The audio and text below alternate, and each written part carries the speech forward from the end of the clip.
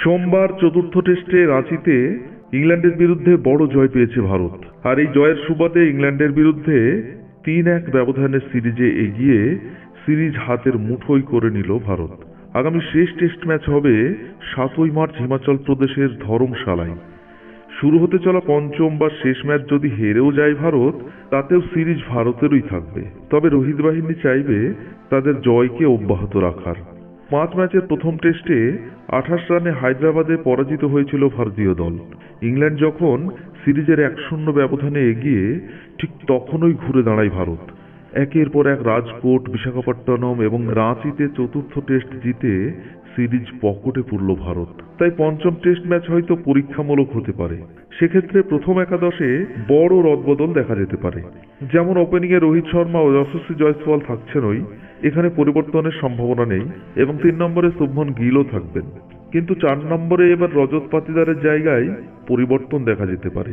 কারণ রজত পাতিদার পরপর ৩টে টেস্টে খেললেও তেমন কিছু করে দেখাতে পারেননি। ৩ টেস্ট মিলিয়ে তিনি রান করেছেন ৩২, ৯, ৫, ০, ১৭ ও ০। তাই তাকে ছাড়াই হয়তো এবার দল ঘোষণা করতে পারে।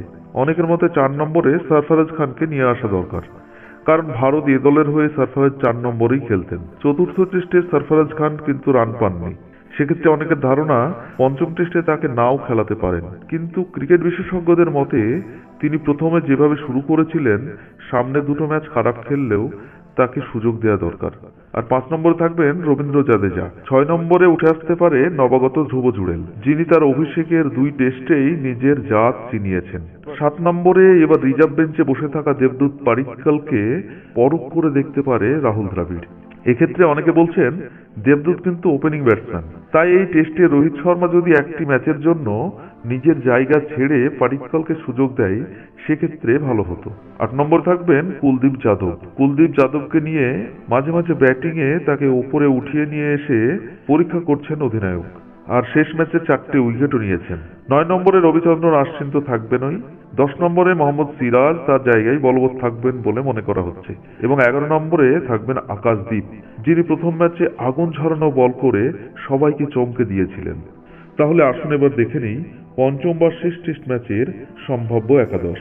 রোহিত শর্মা অধিনায়ক, যশস্বী জয়সওয়াল, শুভমন গিল, সরফরাজ খান, দেবদূত পাডিক্কল, রবীন্দ্র জাদেজা, ধ্রুব জুড়েল, কুলদীপ যাদব, রবিচন্দ্রন আশ্বিন, মোহাম্মদ সিরাজ এবং আকাশদীপ।